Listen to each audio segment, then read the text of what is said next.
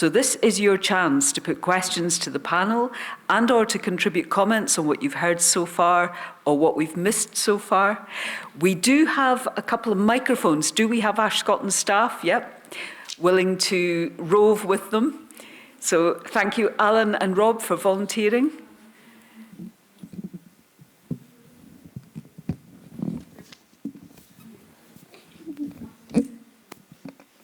Okay, so please indicate if you want to make a comment, if you want to ask a question, if you want to follow up on anything. We have one at the back. If you could just, when you introduce yourself, if you could introduce yourself, just say your name and where you're from before you speak. That would be helpful. Hi, I'm Lindsay. I work at Trade and Standard at Fife Council, so I'm quite involved in the regulation of it. Just a couple of points and a bit of a question. My concern is obviously the innovation of the products. The vapes are now becoming more streamlined in terms of the single-use vape ban. I can't say that it's had a huge impact in terms of the ones that are now compliant, are rechargeable maybe once, twice. They're really not made a massive impact in terms of what I've seen in Fife. The concern is that I've had reports of vapes with display screens that have got games on them. I haven't actually seen them myself, but again, my concern is how regulation is going to sort of ban these type of products, and the lack of regulation around nicotine products is one thing. But my big question is the advertising side of it. We obviously know the marketing, the product, the flavours, the massive displays.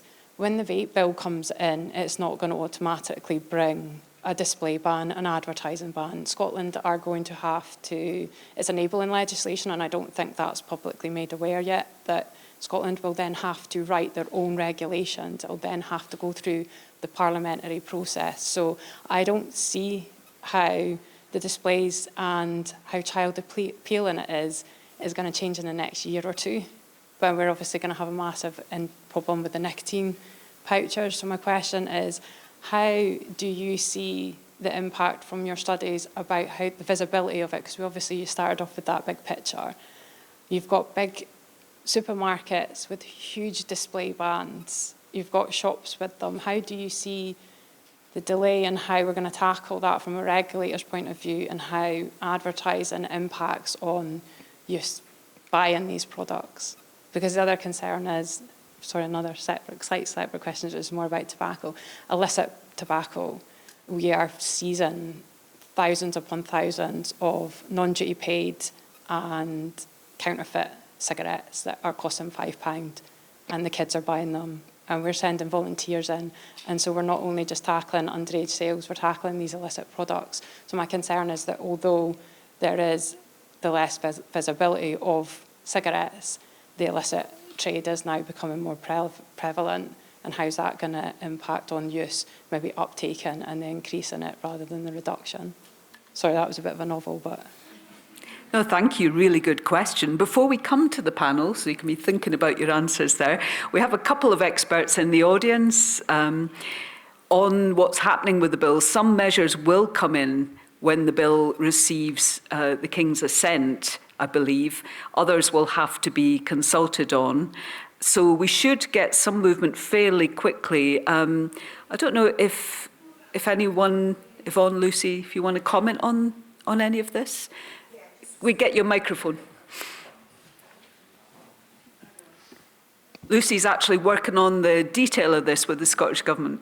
Yeah, so I'm Lucy Crichton. I'm part of the tobacco control team within Scottish Government. So just to give you some assurances, so the advertising ban is right away from Royal Assent. So, but you're right in saying that the display measures, flavours, packaging, all that is going to be through regulatory making powers, but we are working in the background. I know the bill has taken longer than we might have wanted. It's in particular a very busy House of Lords, but there's a lot of work going on across the four nations. We're all working together to make sure we can implement these as quickly as possible. I think it's unfortunate timing. We've got elections in May, so that may delay us as well, but we've got a summer to be cracking on so that we can provide ministers with options as soon as we can. So we're working at pace.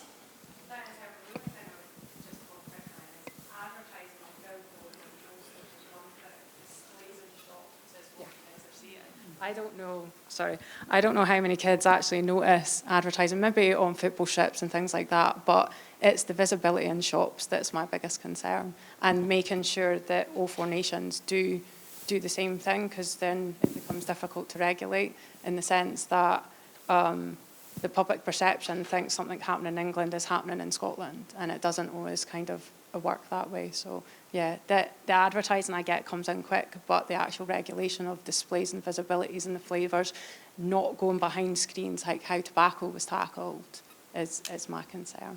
Yeah. No, certainly, like, we work with the Children's Parliament and we hear direct from children, you know, P7, you know, first year secondary, and they do, you know, see the big advertising as well as the displays. You know, we've had comments saying, oh, I'm sitting in the car with my parent waiting while they're paying at the petrol station, and all I can see is vape advertising all over them. So it is a slight win that we can bring that in straight away, but I completely agree, displays will be a priority. You know, we've seen the impact. We know from colleagues within trading standards such as yourself that, you know, when they're doing test purchasing, kids don't know what to ask when it comes to tobacco. And, you know, the research that you've shown today shows that they absolutely do know when it comes to vapes and nicotine products. So, you know, I think that's where our future is going, is changing that. Thank you, Lucy and Lindsay. We've got a bit of a dynamic panel going on here. It's a dispersed panel. Can I come to the panel members? Questions about, you know, the impacts of promotions and displays, questions about illicit. Is there anything any of you wanted to pick up on? Yeah, Marissa? I completely agree with you in terms of like the impacts of displays. Some recent work that I'd done with young people was the phrase that they had used was a wall of vapes. So the actual packaging being used to display them in really creative ways in the window. And a piece of research we've got under review with a journal at the minute follows on really nicely from your research, Andy, on looking at how they're displayed in shops. And we'd looked at different stores within Glasgow, and what we'd noticed was a lot of LED displays actually outside the shop, and it was like moving screens that's saying like buy your vapes here. So there is advertising on like billboards, but that was a wee bit infrequent from what we'd seen. But we'd also noticed there was a sort of disparity, and sometimes some shops actually chose to put the vapes behind the counter, but that was very infrequent. They were mostly at the front where they were big displays and almost kind of used as art, I found, and we were able to take some nice photos as well. So hopefully we'll see a change in that, because I feel that that is exactly what you're saying. The young people are seeing that, and that's what's enticing them. Yeah, just a complementary perspective, I suppose, is just being mindful of how much exposure is occurring online through targeted advertising and algorithm-based targeting. You know, it's interesting to see the patterning between male and female children, and thinking about some of the younger audiences of some of the biggest sort of podcasters and influencers who are 95% male audiences, young male audiences, you know, sort of promoting nicotine pouches and the like. And I think the other side that comes to mind in relation to the tobacco and vapes bill and ongoing challenges around it is the pollution of discourse around that we also don't see online. So during the consultation, or one of the consultation rounds for the tobacco and vapes bill, the government received 120,000 responses, of which 90,000 responses were bot generated and discounted from the final consultation report. So it just gives you a sense of the scale of coordination and opposition, push and pull in terms of what the online environment is that the children are seeing, but also the ways that technology, social media, and kind of bot-based technology are influencing our ability to legislate and to kind of conduct public consultations. Thank you. And I think it's one of the things that we see very clearly in Ash Scotland is we are a small voice against a massively invested in set of pushes by the industry, which definitely pollutes public discourse. Any other? Yeah, Andy? Just one additional point. We did as I mentioned earlier, the point of sale tobacco ban. So I share your concern, because 2013, it came in supermarkets. 2015, that was the small shops. And the research we did, it was only after 2015 that the pupils started to have different accounts of the environment, of the advertising, of the marketing, and there was survey-based work that done then too, and the awareness and brand awareness and things like that decreased at that point. So it was only after the small shops in 2015. So there was a 2-year delay, really, and it was only when the full ban came in that actually a difference was noted. And they tried to delay it further with legal challenges and things, didn't they? Yeah, absolutely. I think from my point of view, the sad thing is this was entirely predictable. So if you look back over the last 15 years, it's our own fault, to be honest with you. And I say we, everyone, in the health community and the addiction services, it's self-created. And we've allowed the tobacco industry to essentially take back control. And they're using the playbook that they used for tobacco for 50, 60 years. Same tricks. So if you look at the McLaren F1, who's the sponsor? A vape company. Who sponsored F1 in the 1980s? Marlboro, John Player Special. Simple. It's straight in front of us. And the problem in healthcare is that we can't even make up our mind in healthcare, and we can't even sing from the same hymn sheet, right? So we're constantly fighting with one arm tied behind, or both arms tied behind our back in some respect. And I think the problem is that as much as smoke-free by 2034 is a great idea, maybe we need to refocus on nicotine-free, right? Because no one is addicted to tobacco. No one is addicted to tobacco. No one wants to eat tobacco or whatever. It's the nicotine in there that drives the addiction. So the focus is wrong. So until we change the focus, the legislation could be solved with one pen stroke. You ban nicotine products. Simple as that. Doesn't matter whether the tobacco, what the flavour, doesn't make any difference. You're banning the addictive agent in the same way as you made heroin or morphine a class A drug. You change the classification of nicotine and you solve it at source. Doesn't matter. It becomes a pharmaceutical product that can only be used. Now, maybe this is me living in a fantasy dream world, but that would solve the problem. Doesn't matter whether you put it in your gum, you smoke it, you vape it, you inject it. Doesn't make any difference. You're banning the actual addictive agent which is causing the problems. I think smoke-free, great, but let's change it. Let's make it nicotine-free. Some support from the audience there. I mean, it sounds like a really shocking, controversial suggestion, but there are a number of countries worldwide that have banned e-cigarettes, that have banned pouches. So, outside the UK, it's much less shocking to make that suggestion. And we have very robust evidence that a never smoker, which is mostly young people, who starts vaping is at both 3 times increased risk of ending up addicted to nicotine, and separately up to 3 times increased risk of using smoked tobacco. And we've seen overall nicotine use increase in our society, mainly among young people. So this is a wicked problem. This is one that we can't ignore. Any reactions from the room to Ross's suggestion about banning some of these products? Thank you. If you could just introduce yourself. Hi, I'm Mary Begg. I'm with NHS Borders, and I'm really interested in what you had to say about the nicotine. In the Borders, we introduced the nicotine prevention toolkit, which you might be aware of. I think I helped us with that. But one of the questions to Ross was, you see young people in your clinics, and do you see young people that have got lung disease from vaping?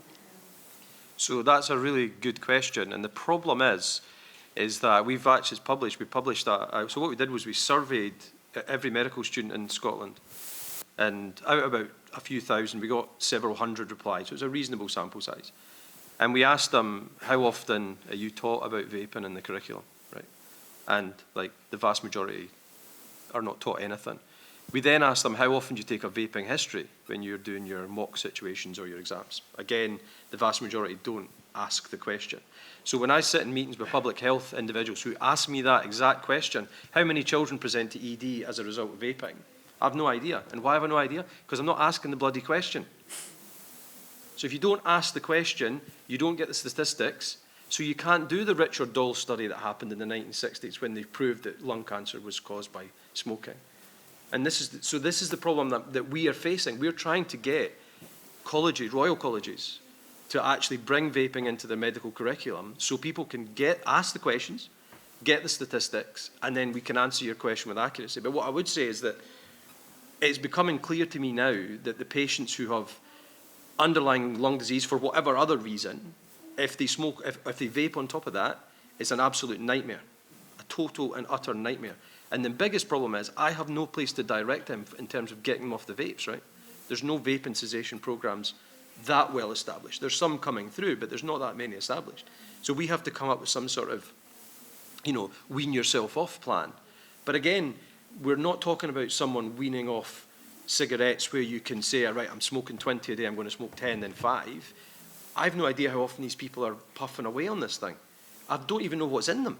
I don't know the strength of nicotine. So it's not even like I can say, look, you're on a super strength vape, why don't you go on half the strength for a month? And the whole thing, because these are commercial products, they're not pharmaceutical products, they're commercial products. So I have no idea what this individual's on.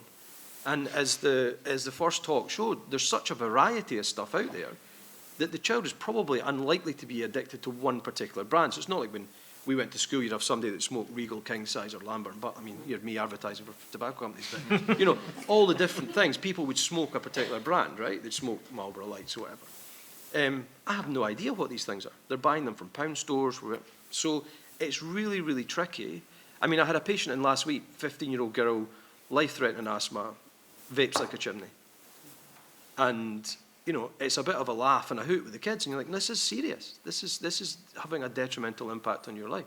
So I can't answer your question. I don't know, but I suspect it's a lot higher than we think. And I would add that with tobacco, it takes 30 to 60 years for the more serious diseases to be manifest. So we're dealing with intermediate indicators, and there is now quite good emerging research about some of the carcinogens and toxins and ultrafine particulates in vapour. So I suppose part of the question is, do you think that highly toxic compounds and carcinogens are going to lead to health problems? Personally, I do. And I think Scotland's precautionary stance is the right one. And I should just give a shout out to the Royal College of Physicians, Edinburgh, which has also taken a precautionary approach on the evidence in Scotland. Any other comments? Yes? Yes. Oh, sorry. Yes. We got... Hi. Yes, hi. Erin Roman from Smoke Free Partnership. So I have to apologize because my knowledge on what's happening in Scotland is far limited and a lot more centered around what's happening in Europe. So I find your comment very interesting. And what we're seeing in Europe is, as background, I've spent many years in a business school. So I studied how businesses work, how businesses operate, how to maximize sort of the triple bottom line, etc. And so being very fresh and new in the space of tobacco control, there are several things that I kind of realized. Is one, the industry is playing into sort of this disparity between health organizations, first of all. So it actually plays into their advantage that we as health organizations cannot agree to a particular viewpoint. I definitely think that nicotine pouches, from what we're seeing in Europe, so they, in terms of innovation, so it started out as snus in Sweden. They found a way to circumvent that, and so it's transformed into white snus, and by converting it to white snus, they were able to sort of find loopholes in it being marketed and sort of placed on the market in Europe. There are several countries in Europe that have outright banned nicotine pouches, and then you can have a look at what the impact of that has been. And so the point about nicotine pouches is, it is a very interesting product. If you talk about innovation, I think that they have really sort of capitalized on innovation. These products are so easy to use, and so just from the studies that we're seeing in schools, I actually think that if we don't sort of get our handle on that particular product, one, innovation is going to continue, and two, we're really going to be in big trouble. And I think that for me, and this goes back to the point of where industry is sort of one step ahead and our two hands tied behind us, is that I think the reaction is a bit slower. I get that we have to sort of look at scientific evidence and things, but the industry is so quick to find these loopholes and circumvent them.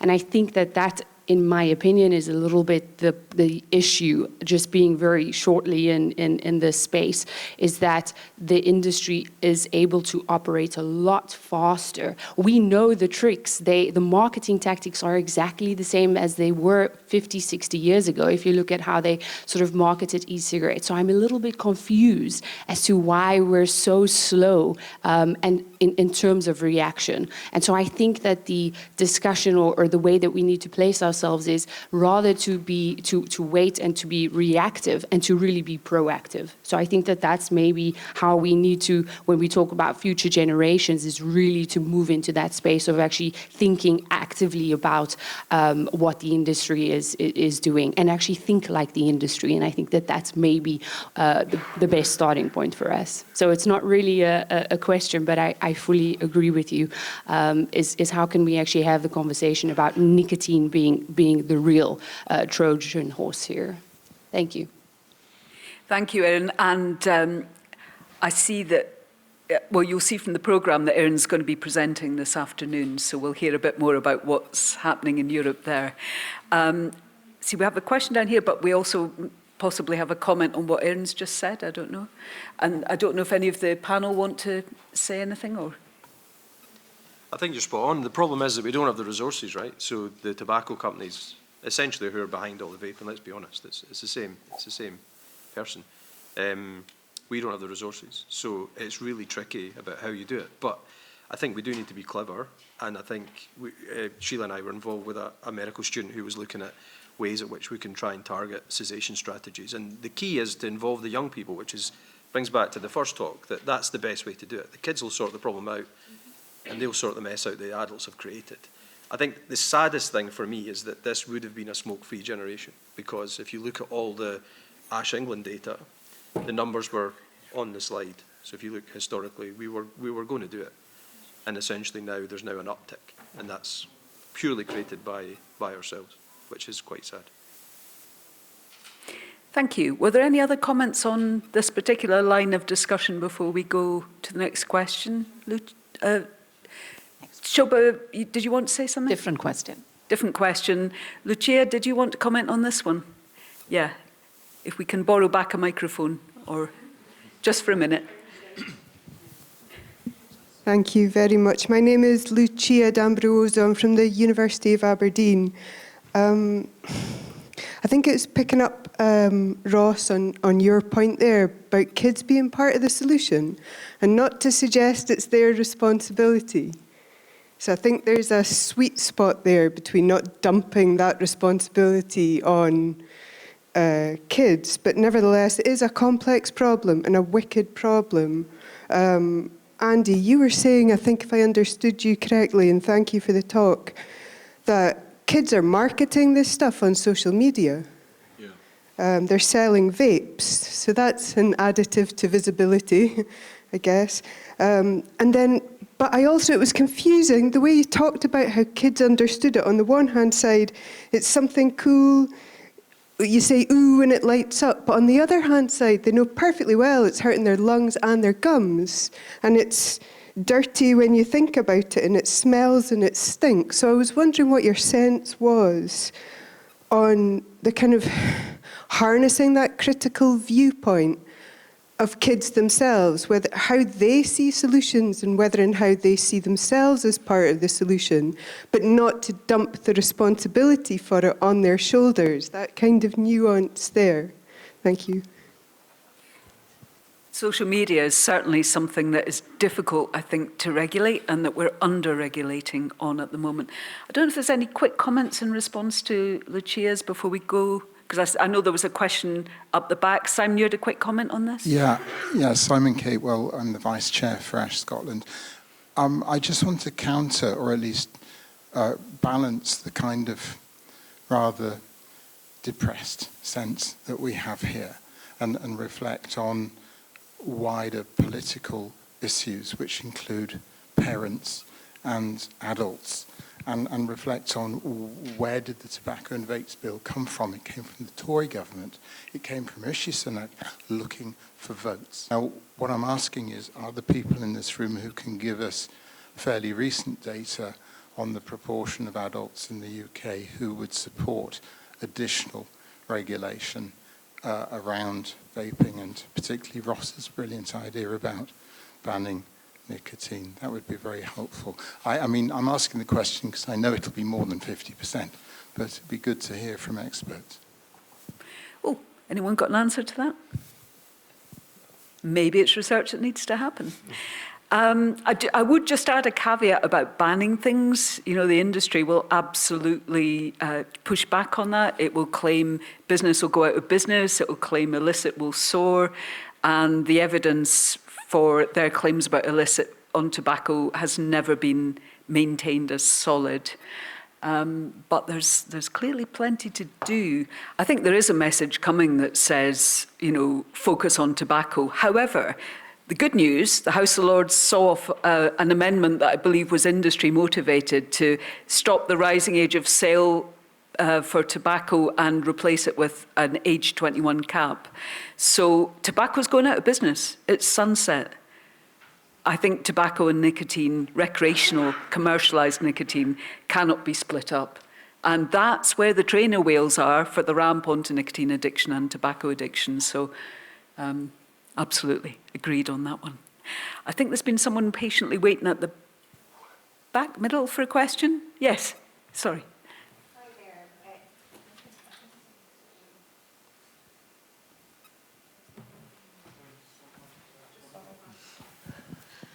The batteries maybe run out, I don't know. That better? Yep. There we go. I'm Tara Lillis. I'm from NASUWT Scotland, which is one of the teachers' unions. So about 3 years ago, there was national research undertaken on behaviour in Scotland schools, which had vaping as a clear emerging issue. But obviously that had also come out within our own evidence from our members talking about the impact on behaviour, attention, mental health, and yes, workload, about standing in front of toilets and lapping your way around schools. At the moment, we've been working with government and other partners to get a framework for schools to have a policy to try to loop in different local agencies, because it is different depending on which local authority or school you're in. And I think to date, a lot of our members feel like they're working a little bit in silos, that the work on public health is happening somewhere out there. And as I'm sure public health is overburdened with workload, teaching certainly is overburdened as well. And I think there are perhaps too many bureaucratic steps in place at the moment in order to break down some of those barriers, which is part of the reason I'm here today.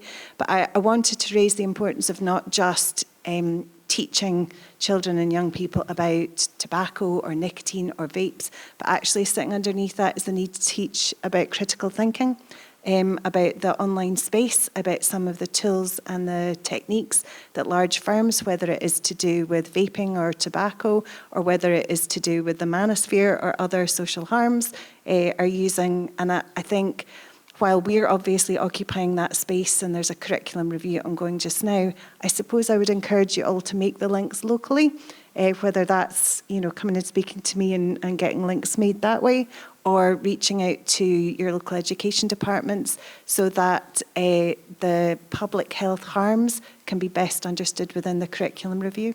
Thank you. Thank you. It was worth waiting for, and thanks for your patience, Tara. Ash Scotland is working with schools and with out-of-schools groups, and Beth and Steph on our staff team will be able to help make some of those links and make links perhaps between regions as well. Any comments on this from the panel? Yeah, Marissa? Yeah, I completely agree with you about the space of social media. One of the exercises we've done with young people within our research is I sort of trolled through Instagram and just took screenshots of user-generated, so I'm not sure if anyone's an influencer in the room, but URIs, Instagram, and then influencers, and just showed that to the young people and said, what do you think this is? And by the 6th, 7th picture, they picked up that they were being advertised to. No. The teachers in that school then came to me and asked me how to go about that. And they've now since developed a similar activity where they just get young people talking about, could be anything within social media. So it was actually just making that connection of, do you recognise you're being advertised to? And it was similar with like plastic surgery, which was shocking for me to hear from 12-year-olds. It was appearing on their Instagram. But it was just getting them to recognise that you're being advertised at, and they were able to pick that up, even user-generated. So it just, a vape being subtly placed on the table, but once they were able to recognise that through the number of likes, comments, tags, promotions, the young people could actually pick that up and then go away, I need to tell someone else about this, that we're being advertised to. So yeah, I completely agree with you, like getting that topic on the table, and we can do a lot with that. Thank you. Did you want to come in, Andy? Just to say we actually conducted that behaviour in school sweep. It's ongoing again, but unfortunately we didn't get the sweep, so we're not doing it anymore. But that's the first one vaping came up, and it was the first post-COVID wave. So it was very, very different results overall in terms of relationships. Social media, mobile phones, all very, very different. Rise in misogyny in boys noted.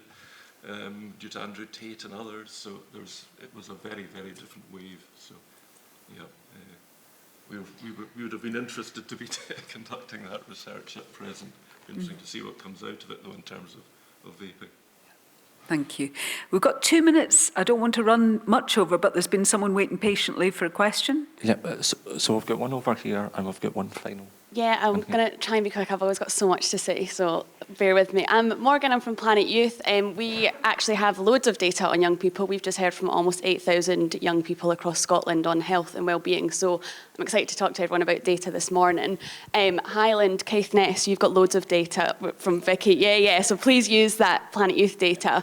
One of the things that came up, and Ross, I really enjoyed what you were saying. You said something along the lines of, I don't know if this is blue sky thinking or it's too far, but I think we need to do that because it's that way of, well, show me a kid that deserves anything different than a life where they can live healthy, safe, happy. And I think we do need to think bigger and better than just more interventions, more things that we need to do to kids.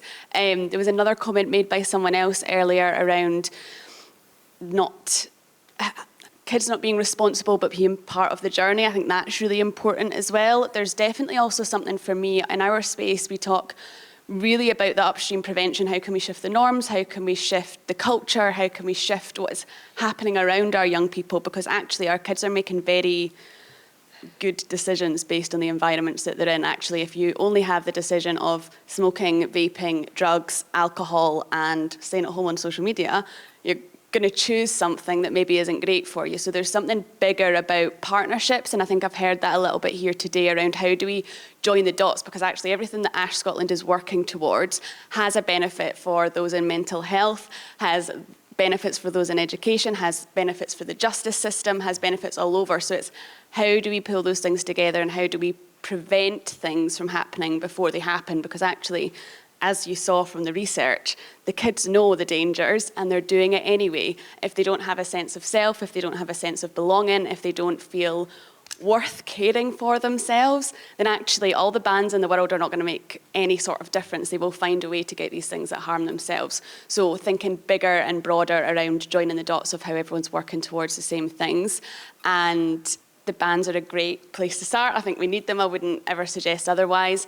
But how can we think about the alternate options that are available for our young people? What are the reasons that would make them want to choose differently, and building that from the ground up? So it was just to join some dots there of people that are saying things. And also, I guess, a bit of a question for the panel is there places where the joined up working is happening really well, and where do you think that needs to happen better? Who's not a part of this conversation that probably needs to be? That sounds like a question for the rest of the day. Because we're running out of time on this session, but thank you for that. And I think Planet Youth is doing fantastic work in Scotland in about 5 local authority areas, is it? On prevention across a range of health-harming substances and behaviours. So I'd encourage you to find out more about Planet Youth's work during the break over lunch. But we had one final comment or question. So if you'd be thinking about any last remarks for the panel, we'll come to the final. Hi, my name's Keely. I'm from Engage, Renfrewshire. We've mentioned smoking cessation very briefly, but I suppose smoking cessation plays a huge part in getting that number to below 5% by 2034, both to make sure that those the people who do smoke at the moment are properly supported, but it's also important for our prevention efforts as well. There's obviously higher smoking prevalence rates within groups of people who experience quite significant and profound inequalities as it is. I suppose I'd like to get a better understanding, and Nason, this might be for you, with some of your work around health inequalities, is how well the current smoking cessation setup works for those groups of people. So I think Quit Your Way is a fantastic programme, it's very person-centred, but it still relies on that person going to them to get that support, and that doesn't always work for those groups of people. I also hear from people that I speak to who do want to stop smoking. It's definitely not the case that their motivation's not there. They'll say things like people have told them, oh, you've got too much else on your plate, so you can't stop smoking at this point. And that's a huge barrier for people then going to access that support. So is there any kind of evaluation or work around what works best for these groups of people, and could we potentially reshape how smoking cessation services work for the groups that experience higher rates?